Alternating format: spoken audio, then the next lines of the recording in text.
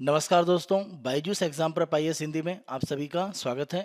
आज हम आपके सामने 7 दिसंबर 2022 के दैनिक क्विज प्रस्तुत कर रहे हैं, जिसमें द हिंदू, इंडियन एक्सप्रेस तथा पीआईबी से संबंधित प्रमुख समाचारों को आधार बनाकर प्रारंभिक परीक्षा के प्रश्न आपको दिए जाएंगे। इसी के साथ साथ विगत वर्षों में यूपीएससी के द्वारा प्रारंभिक परीक्षा में पूछे गए प्रश्न हम आपको अभ्यास के लिए देंगे और अंत में आज के एक प्रमुख तथ्य की चर्चा करेंगे। आज के दैनिक क्विज को प्रारंभ करते हैं और आज के पहले प्रश्न को हम देखते हैं।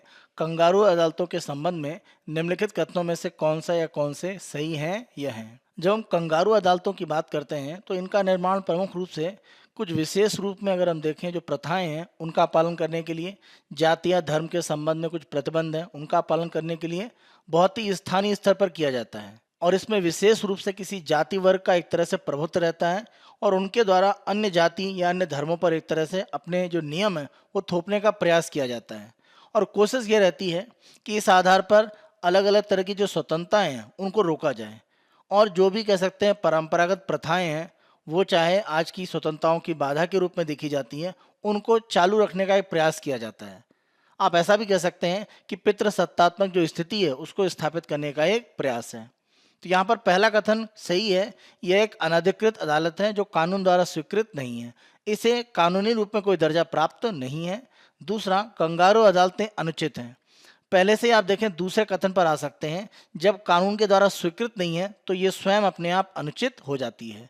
तो दोनों कथन यहाँ पर सही हैं, इसीलिए हमारा उत्तर है सी। 1 और 2 दोनों सत्य हैं। कंगारू अदालत के संदर्भ में प्रश्न का आधार ये है कि तमिलनाडु के कृष्णागिरी में अगर हम देखें तो पूरी तरह से कानूनी रूप में एक विवाह के ऊपर एक कंगारू अदालत के द्वारा निर्णय लिया गया है और उस निर्णय के आधार पर दोनों जो दंपत्ति हैं उन पर एक जुर्माना लगाया गया है और ये कंगारू अदालत का एक तरह से गैर कानूनी जो व्यवहार है उसको कहीं ना कहीं दर्शाता है। आज के दूसरे प्रश्न को हम देखते हैं, शांतिलाल शाह समिति निम्नलिखित में से किससे संबंधित है। गर्भपात को 1860 की आईपीसी में सेक्शन 312 के द्वारा अवैध एक तरह से घोषित किया गया था। गर्भपात के संदर्भ में कानूनी प्रक्रियाओं को कैसे आगे बढ़ाया जाए, इसके संदर्भ में दिसंबर 1966 में शांतिलाल शाह कमेटी के द्वारा अपनी रिपोर्ट प्रस्तुत की गई और इसी कमेटी की रिपोर्ट के आधार पर भारत में medical termination of pregnancy act 1971 पारित किया गया, जिसे 1 अप्रैल 1972 से लागू किया गया। अगर हम भारत में गर्भपात के संदर्भ में व्यापक रूप में अलग अलग स्थितियों को देखें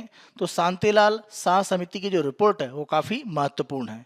इस आधार पर अगर हम देखें तो हमारा उत्तर हो जाता है डी। यहाँ पर हमने गर्भपात के संदर्भ में जो स्थितियां हैं उसके आधार पर जो समिति प्रमुख रूप से भारत में इसके लिए उत्तरदायी थी उसको आधार बनाकर प्रश्न इसलिए पूछा है क्योंकि दिल्ली हाईकोर्ट के द्वारा एक 26 वर्षीय महिला के 33 सप्ताह का जो गर्भ था उसके गर्भपात करने की स्थितियों की अनुमति दी गई है। आज के तीसरे प्रश्न को हम देखते हैं, भारत नेट परियोजना के संबंध में निम्नलिखित कथनों में से कौन सा या कौन से गलत हैं या हैं। अगर हम भारत नेट परियोजना की बात करें तो 2011 में भारत सरकार के द्वारा एक परियोजना प्रारंभ की गई थी जिसका नाम था नेशनल ऑप्टिकल फाइबर नेटवर्क। इस परियोजना के माध्यम से ग्रामीण क्षेत्र में ब्रॉडबैंड का जो नेटवर्क है वो विस्तारित करने का प्रयास किया जा रहा था। इसी परियोजना को अगर हम देखें तो 2015 में नाम परिवर्तित करके भारत नेट परियोजना के नाम से संचालित किया जा रहा है और उद्देश्य यही है कि ग्रामीण क्षेत्र में ब्रॉडबैंड की सुविधाओं को सही रूप में उपलब्ध कराया जाए। अब इसके लिए कोष या जो फंड है वो कहाँ से आएगा, तो फंड प्राप्ति के लिए प्रमुख रूप से ये है कि भारत में जो भी अलग अलग दूरसंचार की कंपनियां काम कर रही हैं उनको अपने जो भी राजस्व होता है, रेवेन्यू होता है, उसका एक भाग यूनिवर्सल सर्विस ऑब्लिगेशन फंड में देना होता है और ये जो फंड का पैसा होता है इसका उपयोग भारत नेट परियोजना में वित्तीय सहायता देने के लिए किया जाता है। तो कोशिश ये है कि यहाँ पर केंद्र और राज्य मिलकर सहभागी रूप में इस परियोजना को आगे बढ़ाएं। राज्य के द्वारा ऑप्टिकल फाइबर का नेटवर्क बिछाने के लिए प्रमुख रूप से आप देखें जो भी एक तरह से ऑप्टिकल फाइबर की लाइन होती है उसके संदर्भ में निःशुल्क रूप में अधिकार दिए जाते हैं। भारत नेट परियोजना के संदर्भ में इन तथ्यों के आधार पर हम अपने प्रश्न के तीनों कथन देखते हैं। पहला, इसका उद्देश्य ग्रामीण और दूर दराज के क्षेत्रों में इंटरनेट कनेक्टिविटी प्रदान करना है। आप यहाँ पर ग्रामीण के साथ साथ जो भारत में दूर दराज क्षेत्र है, जैसे मान लीजिए पहाड़ी क्षेत्र है या सीमावर्ती दूर दराज के क्षेत्र हैं, इस तरह के जो क्षेत्र हैं वो भी एक तरह से भारत नेट परियोजना में शामिल हैं।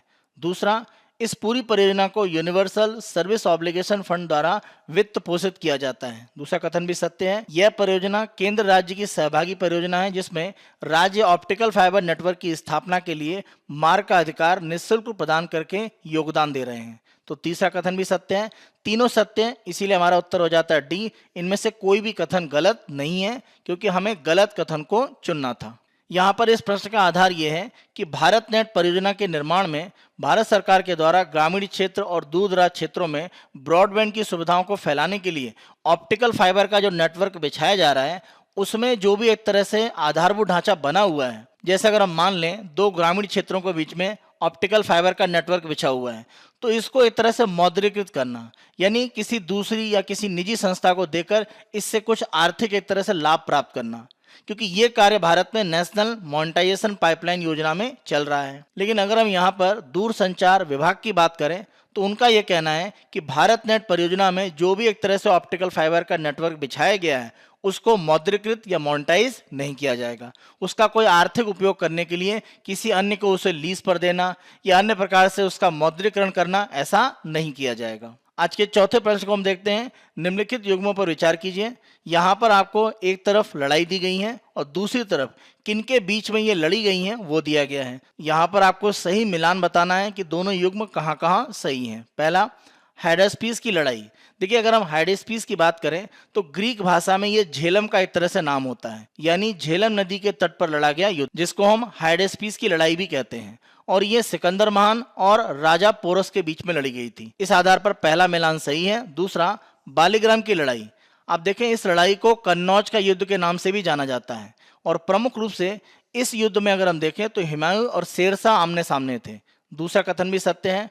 तीसरा, वेन्नी की लड़ाई। इस लड़ाई में एक तरफ चोल राजा कराइकल थे और दूसरी तरफ अगर हम देखें तो पांड्य और चेर, ये दोनों एक तरह से राजाओं का समूह था जिन्होंने मिलकर चोल राजा कराइकल के खिलाफ युद्ध लड़ा था वेन्नी में। तीसरा मिलान भी यहाँ पर सत्य है। चौथा, खानवा की लड़ाई।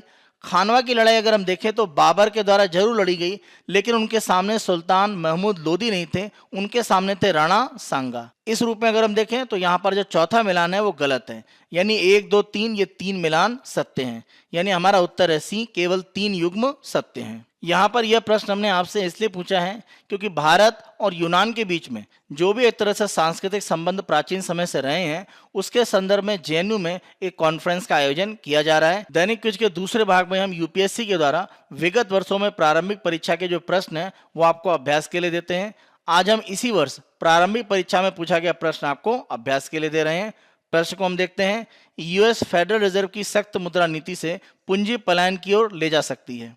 जब हम सख्त मुद्रा नीति की बात करते हैं, इसका मतलब है अमेरिका में ब्याज दरों को बढ़ाया जाता है। अगर अमेरिका में ब्याज दरें बढ़ती हैं तो आप ध्यान रखें, भारत की तुलना में यहाँ पर ब्याज दरें ज़्यादा हो जाती हैं, तो भारत की तुलना में अमेरिका का जो बाजार है वहाँ पर आप देखें जो निवेशक है उसको ब्याज पर ज़्यादा लाभ होगा।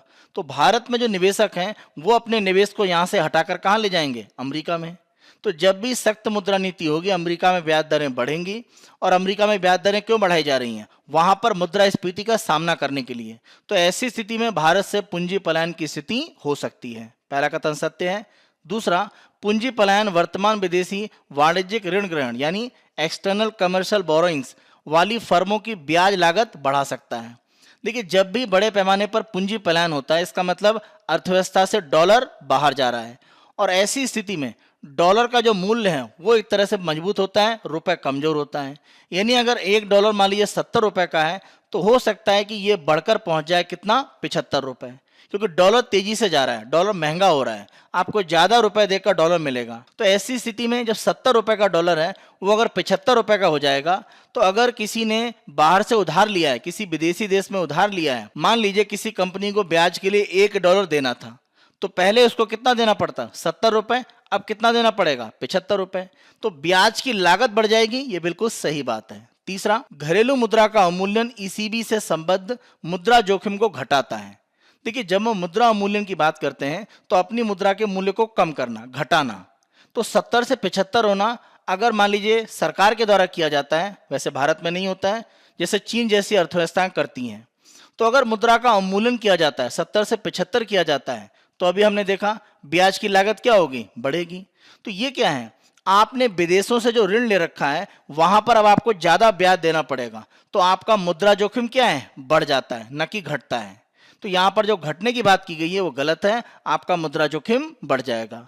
तो पहला और दूसरा कथन तो सत्य है, तीसरा असत्य है। इस आधार पर आप देखें तो हमारा उत्तर है ए, केवल 1 और 2 सत्य हैं। दैनिक क्विज के तीसरे भाग में हम आज के तथ्य की चर्चा करेंगे और यहाँ पर हम विशेष विवाह अधिनियम यानी स्पेशल मैरिज एक्ट के संदर्भ में चर्चा करेंगे। और यहाँ पर अगर हम देखें तो सुप्रीम कोर्ट के सामने एक मामला है जहाँ पर सेम सेक्स की जो मैरिज है उसके संदर्भ में निर्णय सुप्रीम कोर्ट के द्वारा एक तरह से करना है। और इस आलेख के माध्यम से लेखिका ने प्रमुख रूप से ये कहा है कि दो कह सकते हैं प्रमुख सुधार हैं जो विशेष विवाह अधिनियम में अगर किए जाएं तो अलग अलग प्रकार की जो विवाह हैं जो सामान्य विवाह से अलग रूप में हैं, जैसे अगर हम सेम सेक्स मैरिज की बात करें यानी समान लिंग के लोगों के बीच में विवाह की बात करें तो वो स्थितियां कानूनी रूप में स्थापित की जा सकती हैं। तो कौन से दो एक तरह से सुधार सुप्रीम कोर्ट को करने चाहिए? पहला प्रमुख रूप से सुधार ये हो सकता है कि अगर हम विशेष विवाह अधिनियम 1954 की बात करें जिसमें एक तरह से समान सेक्स के जो लोग हैं उनके बीच में विवाह को मान्यता देने के लिए सुप्रीम कोर्ट से राहत मांगी गई है और ये संविधान के अनुच्छेद 32 के तहत एक तरह से जो मौलिक अधिकार है उनमें संरक्षण की स्थितियों के आधार पर मांग की जा रही है।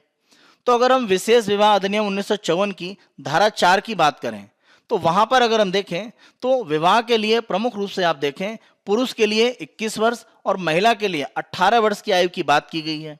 साथ साथ जो भी एक तरह से विवाह का पंजीकरण है या वैवाहिक अधिकारों की जो बहाली है, न्यायिक अलगाव है, तलाक है, गुजारा भत्ता, इनसे संबंधित प्रावधान भी इस कानून में दिए गए हैं। और वहां पर आप देखें पति और पत्नी यानी हस्बैंड और वाइफ शब्द का उपयोग किया गया है। तो अगर इस तरह के शब्द उपयोग किए जाएंगे तो समान लिंग के जो व्यक्ति हैं उनके बीच में विवाह की स्थितियां कैसे आगे बढ़ेंगी?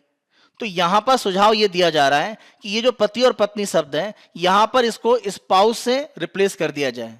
अगर ये शब्द उपयोग किया जाता है तो ये शब्द पति और पत्नी दोनों के लिए उपयोग होता है। अगर 1954 के कानून में ये हस्बैंड और वाइफ की जगह पर ये स्पाउस शब्द को डाल दिया जाए तो एक बड़ी समस्या का समाधान हो सकता है। और आप देखें इसीलिए आलेख का नाम है हस्बैंड वाइफ स्पाउस। तो ये जो स्पाउस शब्द लाया जाएगा इससे कानूनी प्रक्रियाओं को आसान करने में एक तरह से मदद मिलेगी। दूसरा प्रमुख रूप से सुझाव ये दिया जा रहा है कि अगर हम विशेष विवाह अधिनियम की धारा 5, 6, 7, 8, 9 और 10 की बात करें तो इसमें प्रमुख रूप से ये कहा गया है कि जो भी व्यक्ति विशेष विवाह अधिनियम में विवाह करते हैं उस विवाह के संदर्भ में लोग अपनी आपत्ति या विरोध दर्ज करा सकते हैं और जो भी एक तरह से आपत्ति दर्ज होती है तो एक विवाह अधिकारी के माध्यम से उन आपत्तियों का निवारण किया जाएगा, तब अंतिम रूप में विवाह कानूनी रूप में मान्य होगा। तो ये एक तरह से विवाह की जो स्थितियां हैं उसको सार्वजनिक करने की स्थिति है। अगर ये शर्तें इस कानून से हटा दी जाएं तो अगर सेम सेक्स के लोगों के द्वारा मैरिज की भी जाती है तो उसकी सार्वजनिक रूप में जानकारी देना एक तरह से आवश्यक नहीं होगा और उस आधार पर कहीं ना कहीं लोग इसके खिलाफ में कोई विरोध करना चाहें तो वो नहीं कर पाएंगे। तो ये प्रक्रिया भी एक तरह से हटनी चाहिए। तो यहाँ पर लेखिका के द्वारा ये जो दो सुझाव दिए गए हैं अगर विशेष विवाह अधिनियम 1954 में किए जाते हैं तो भारत में सेम सेक्स की मैरिज को लेकर या अन्य प्रकार की सामान्य से अलग प्रकार के जो विवाह हैं उनकी स्थितियों को कानूनी रूप में स्थापित किया जा सकता है। यह हमारा 7 दिसंबर 2022 का दैनिक क्विज था। आने वाले दिनों में अन्य दिनों के दैनिक क्विज हम आपको इसी तरह से उपलब्ध कराते रहेंगे। Byju's exam prep IAS Hindi को आप बहुत अधिक पसंद कर रहे हैं। अधिक से अधिक संख्या में लाइक करें, शेयर करें और अभी तक आपने अगर हमारे YouTube चैनल को सब्सक्राइब नहीं करा है तो हमारे YouTube चैनल को आज ही सब्सक्राइब करें। धन्यवाद।